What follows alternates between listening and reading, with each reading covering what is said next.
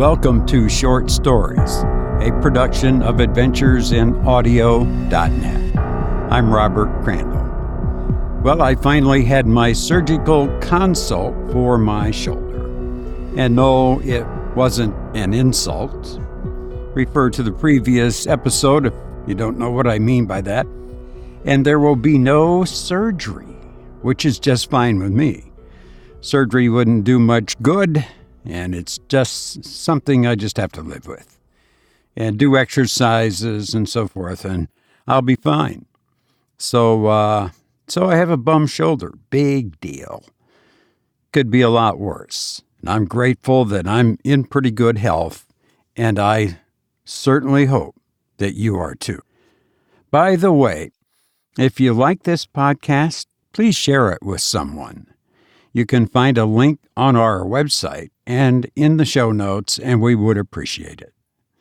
Well, we have a new feature for our show, and that is the horror word of the day, or episode, or whatever. On each episode, I will give the definition of a word related to horror. Our word on this episode is horror. Might as well start off with that one. Now, I have consulted more than one dictionary and added some of my own wording to this too. So here it is. Horror, spelled Horror.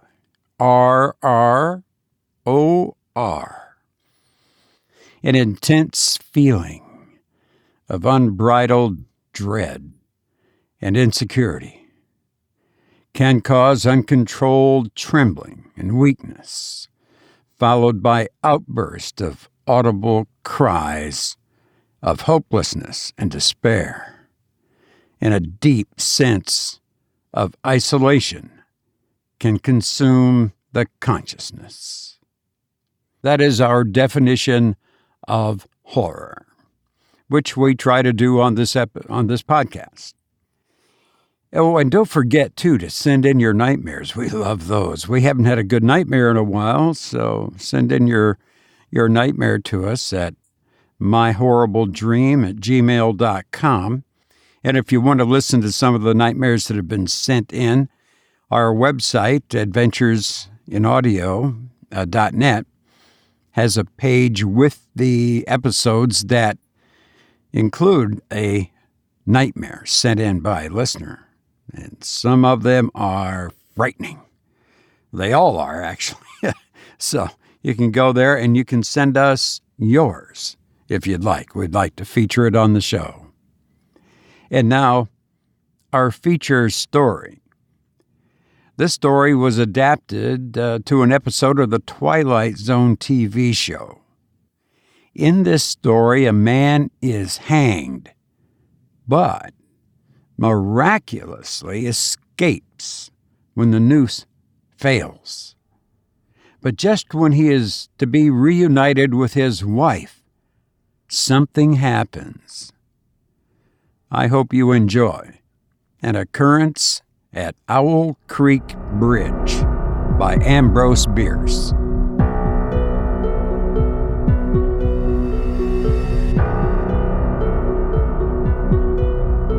A man stood upon a railroad bridge in northern Alabama, looking down into the swift water 20 feet below. The man's hands were behind his back, the wrist bound with a cord. A rope closely encircled his neck. It was attached to a stout cross timber above his head, and the slack fell to the level of his knees. Some loose boards lay upon the ties supporting the rails of the railway, supplied a footing for him and his executioners. 2 private soldiers of the Federal Army, directed by a sergeant, who in civil life may have been a deputy sheriff. At a short remove upon the same temporary platform was an officer in the uniform of his rank, armed. He was a captain. A sentinel at each end of the bridge stood, with his rifle in the position known as support, that is to say, vertical in front of the left shoulder, the hammer resting on the forearm thrown straight across the chest. a formal and unnatural position, enforcing an erect carriage of the body. It did not appear to be the duty of these two men to know what was occurring at the center of the bridge. They merely blockaded the two ends of the foot planking that traversed it. Beyond one of the sentinels, nobody was in sight. The railroad ran straight away into the forest for 100 yards, then curving was lost to view. Doubtless there was an outpost farther along. The other bank of the stream was open ground, a gentle slope topped with a stockade of vertical tree trunks, loopholed for rifles, with a single embrasure through which protruded the muzzle of a brass cannon commanding the bridge. Midway up the slope between the bridge and fort were spectators, a single company of infantry in line at parade rest, the butts of their rifles on the ground, the barrels inclining slightly backward against the right shoulder, the hands crossed upon the stock.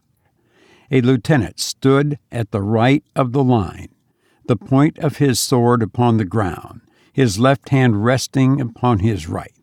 Excepting the group of four at the center of the bridge, not a man moved. The company faced the bridge, staring stonily motionless. The sentinels facing the banks of the stream might have been statues to adorn the bridge. The captain stood with folded arms, silent, observing the work of his subordinates, but making no sign. Death is a dignitary, who, when he comes announced, is to be received with formal manifestations of respect, even by those most familiar with him. In the code of military etiquette, silence and fixity are forms of deference. The man who was engaged in being hanged was apparently about 35 years of age. He was a civilian, if one might judge from his habit, which was that of a planter. His features were good, a straight nose, firm mouth, broad forehead, from which his long dark hair was combed straight back, falling behind his ears to the collar of his well-fitting frock coat. He wore a mustache and a pointed beard, but no whiskers. His eyes were large and dark gray, and had a kindly expression which one would hardly have expected in one whose neck was in the hemp. Evidently this was no vulgar assassin. The liberal military code makes provision for hanging many kinds of persons, and gentlemen are not excluded. The preparations being complete, the two private soldiers stepped aside and each drew away the plank upon which it had been standing. The sergeant turned to the captain, saluted, and placed himself immediately behind that officer, who in turn moved apart 1 pace. These movements left the condemned man and the sergeant standing on the two ends of the same plank, which spanned 3 of the cross ties of the bridge. The end upon which the civilian stood, but not quite, reached a 4th. This plank had been held in place by the weight of the captain. It was now held by that of the sergeant. At a signal from the former, the latter would step aside, the plank would tilt, and the condemned man go down between 2 ties. The arrangement commended itself to his judgment as simple and effective. His face had not been covered, nor his eyes bandaged. He looked a moment at his unsteadfast footing, then let his gaze wander to the swirling water of the stream racing madly beneath his feet. A piece of dancing driftwood caught his attention, and his eyes followed it down the current. How slowly it appeared to move! What a sluggish stream! He closed his eyes in order to fix his last thoughts upon his wife and children. The water touched to gold by the early sun, the brooding mist under the banks at some distance down the stream, the fort, the soldiers, the piece of drift. All had distracted him, and now he became conscious of a new disturbance. Striking through the thought of his dear ones was sound, which he could neither ignore nor understand. A sharp, distinct, metallic percussion like the stroke of a blacksmith's hammer upon the anvil. It had the same ringing quality. He wondered what it was, and whether immeasurably distant or nearby. It seemed both. Its recurrence was regular, but as slow as the tolling of a death knell. He waited each new stroke with impatience and he knew not why, apprehension. The intervals of silence grew progressively longer. The delays became maddening. With their greater infrequency, the sounds increased in strength and sharpness. They hurt his ear like the thrust of a knife. He feared he would shriek. What he heard was the ticking of his watch. He unclosed his eyes and saw again the water below him. If I could free my hands, he thought, I might throw off the noose and spring into the stream. By diving, I could evade the bullets, and swimming vigorously reach the bank, take to the woods, and get away home. My home, thank God, is as yet outside their lines. My wife and little ones are still beyond the invaders' farthest advance. As these thoughts, which have here to be set down in words, were flashed into the doomed man's brain, rather than evolved from it, the captain nodded to the sergeant. The sergeant stepped aside. Peyton Farquhar was a well-to-do planter of an old and highly respected Alabama family. Being a slave owner and, like other slave owners, a politician, he was naturally an original secessionist and ardently devoted to the Southern cause. Circumstances of an imperious nature, which it is unnecessary to relate here, had prevented him from taking service with that gallant army which had fought the disastrous campaigns ending with the fall of Corinth, and he chafed under the inglorious restraint, longing for the release of his energies, the larger life of the soldier, the opportunity for distinction. That opportunity he felt would come, as it comes to all in wartime. Meanwhile he did what he could. No service was too humble for him to perform in the aid of the South, no adventure too perilous for him to undertake if consistent with the character of a civilian who was at heart a soldier, and who, in good faith and without too much qualification, assented to at least a part of the frankly villainous dictum that all is fair in love and war. One evening, while Farquhar and his wife were sitting on a rustic bench near the entrance to his grounds, a gray-clad soldier rode up to the gate and asked for a drink of water. Mrs. Farquhar was only too happy to serve him with her own white hands. While she was fetching the water, her husband approached the dusty horseman and inquired eagerly for news from the front. "The Yanks are repairing the railroads," said the man, "and are getting ready for another advance. They have reached the Owl Creek Bridge, put it in order, and built a stockade on the north bank. The commandant has issued an order which is posted everywhere, declaring that any civilian caught interfering with the railroad, its bridges, tunnels, or trains will be summarily hanged. I saw the order." "How far is it to the Owl Creek Bridge?" Farquhar asked. "About 35 miles. Is there no force on this side of the creek?" "Only a picket post half a mile out on the railroad and a single sentinel at this end of the bridge. Suppose a man, a civilian and student of hanging, should elude the picket post and perhaps get the better of the sentinel," said Farquhar, smiling. "What could he accomplish?" The soldier reflected. "I was there a month ago. He replied, "I observed that the flood of last winter had lodged a great quantity of driftwood against the wooden pier at this end of the bridge. It is now dry, and would burn like tinder." The lady had now brought the water, which the soldier drank. He thanked her ceremoniously, bowed to her husband, and rode away. An hour later, after nightfall, he repassed the plantation, going northward in the direction from which he had come. He was a Federal scout. As Peyton Farquhar fell straight downward through the bridge, he lost consciousness and was as one already dead. From this state he was awakened, ages later, it seemed to him, by the pain of a sharp pressure upon his throat, followed by a sense of suffocation.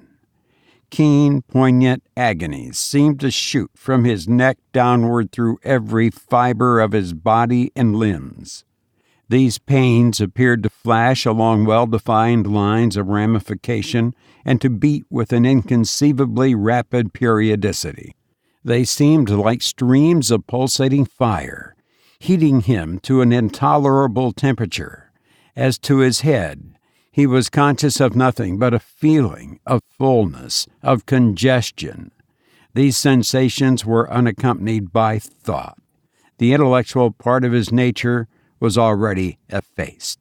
He had power only to feel, and feeling was torment. He was conscious of motion, encompassed in a luminous cloud of which he was now merely the fiery heart, without material substance. He swung through unthinkable arcs of oscillation, like a vast pendulum. Then, all at once, with terrible suddenness, the light about him shot upward with the noise of a loud splash. A frightful roaring was in his ears, and all was cold and dark. The power of thought was restored. He knew that the rope had broken, and he had fallen into the stream. There was no additional strangulation. The noose about his neck was already suffocating him and kept the water from his lungs. To die of hanging at the bottom of a river, the idea seemed to him ludicrous. He opened his eyes in the darkness and saw above him a gleam of light, but how distant, how inaccessible. He was still sinking, for the light became fainter and fainter until it was a mere glimmer. Then it began to grow and brighten, and he knew that he was rising toward the surface. Knew it with reluctance, for he was now very comfortable. To be hanged and drowned, he thought, that is not so bad. But I do not wish to be shot. No, I will not be shot. That is not fair. He was not conscious of an effort, but a sharp pain in his wrist apprised him that he was trying to free his hands. He gave the struggle his attention, as an idler might observe the feat of a juggler, without interest in the outcome. What splendid effort! What magnificent, what superhuman strength! Ah, that was a fine endeavor! Bravo! The cord fell away. His arms parted and floated upward, the hands dimly seen on each side in the growing light. He watched them with a new interest as first one and then the other pounced upon the noose at his neck. They tore it away and thrust it fiercely aside, its undulations resembling those of a water snake. "Put it back! Put it back!" He thought he shouted these words to his hands, for the undoing of the noose had been succeeded by the direst pang that he had yet experienced. His neck ached horribly. His brain was on fire. His heart, which had been fluttering faintly, gave a great leap, trying to force itself out at his mouth. His whole body was racked and wrenched with this insupportable anguish. But his disobedient hands gave no heed to the command. They beat the water vigorously with quick, downward strokes, forcing him to the surface. He felt his head emerge. His eyes were blinded by the sunlight. His chest expanded convulsively. With a supreme and crowning agony, his lungs engulfed a great draught of air, which he instantly expelled in a shriek. He was now in full possession of his physical senses. They were, indeed, preternaturally keen and alert. Something in the awful disturbance of his organic system had so exalted and refined them that they made record of things never before perceived. He felt the ripples upon his face and heard their separate sounds as they struck. He looked at the forest on the bank of the stream, saw the individual trees, the leaves, and the veining of each leaf. He saw the very insects upon them, the locusts, and the brilliant-bodied flies, the gray spiders stretching their webs from twig to twig. He noted the prismatic colors in all the dewdrops upon a million blades of grass, the humming of the gnats that danced above the eddies of the stream, beating of the dragonfly's wings, the strokes of the water spider's legs, like oars which had lifted their boat. All these made audible music. A fish slid along beneath his eyes, and he heard the rush of its body parting the water. He had come to the surface, facing down the stream.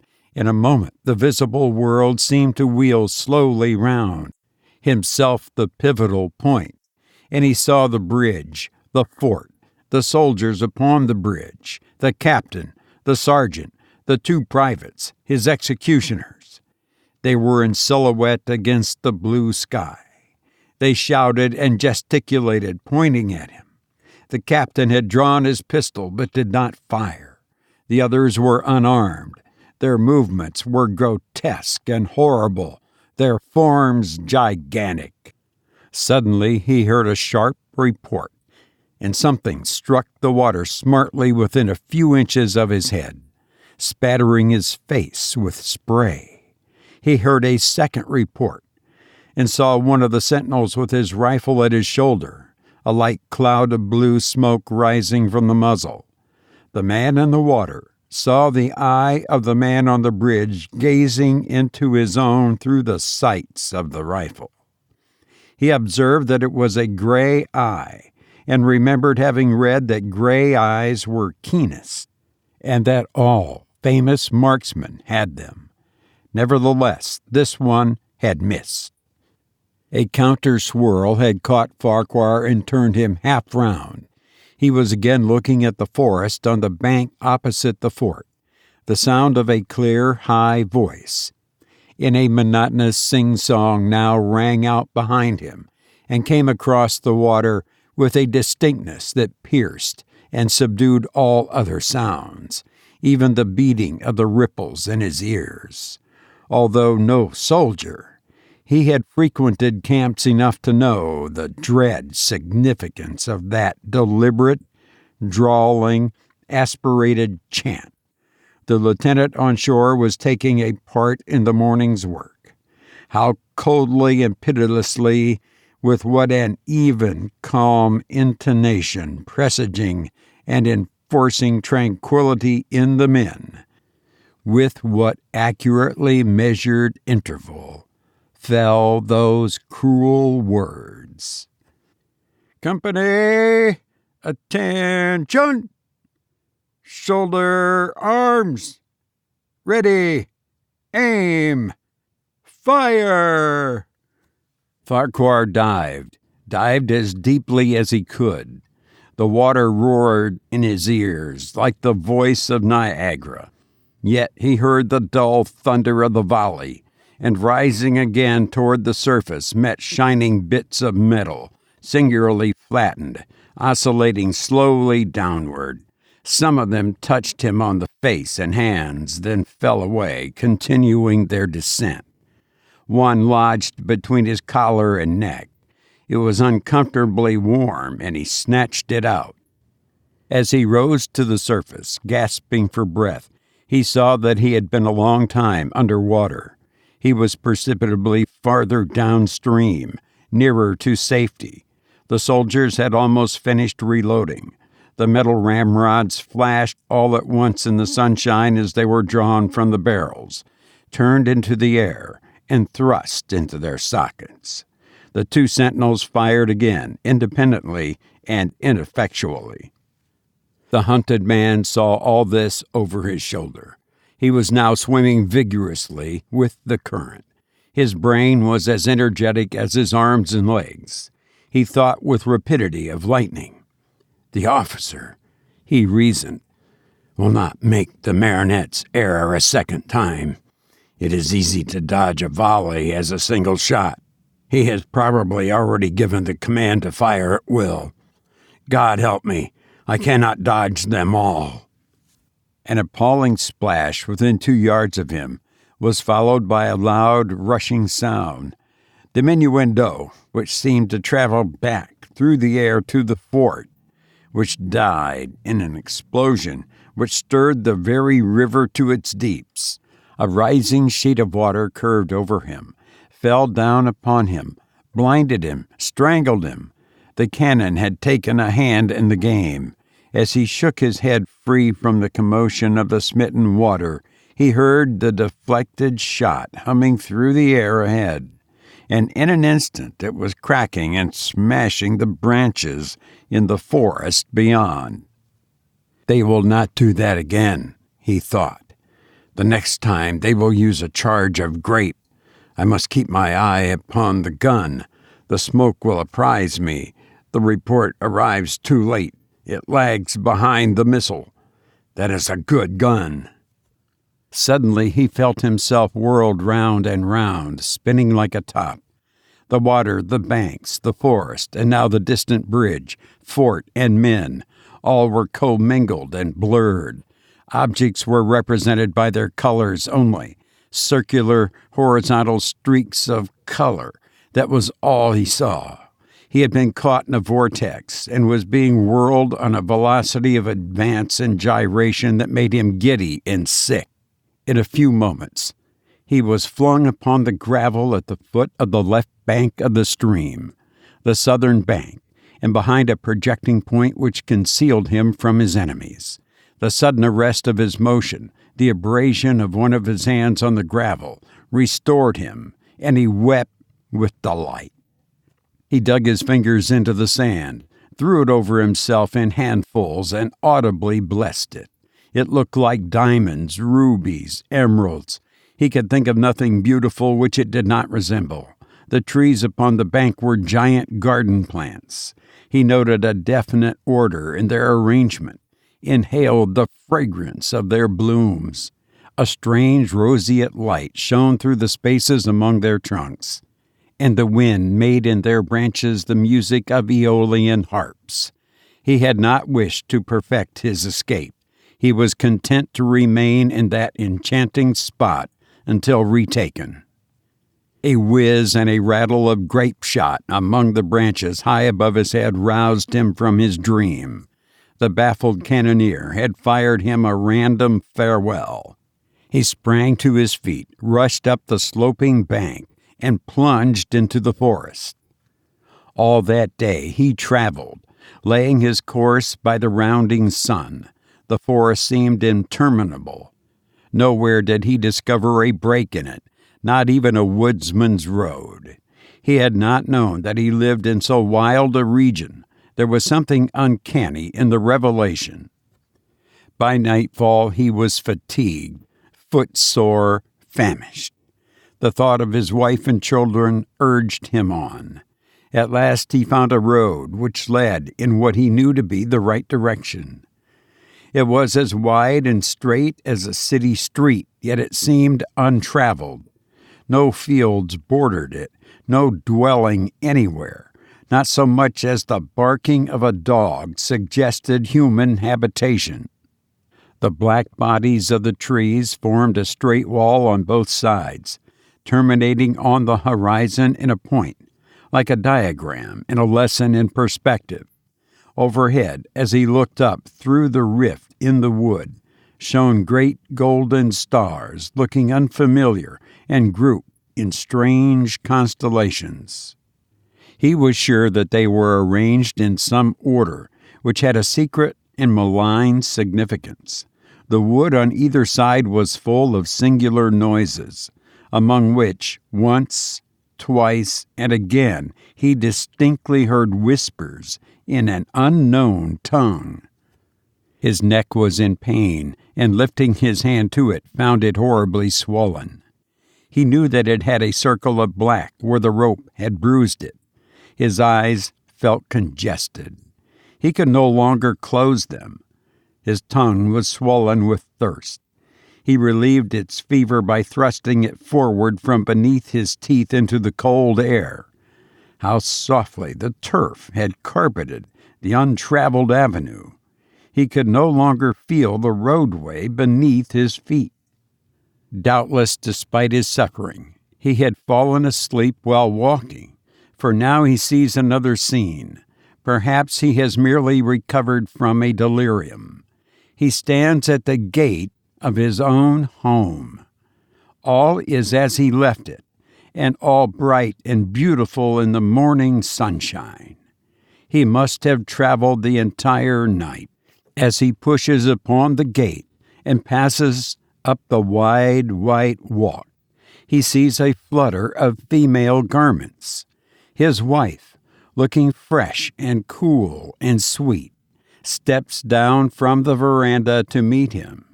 At the bottom of the steps she stands waiting, with a smile of ineffable joy, an attitude of matchless grace and dignity.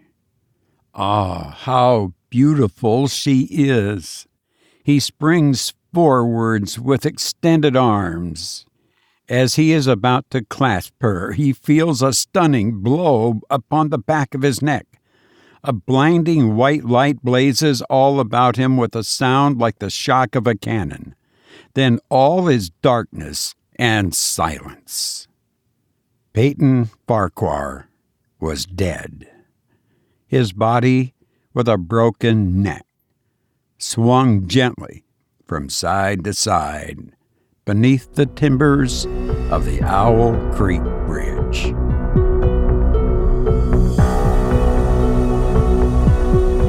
You've been listening to An Occurrence at Owl Creek Bridge by Ambrose Bierce, who once said, "Destiny, a tyrant's authority for crime, and a fool's excuse for failure."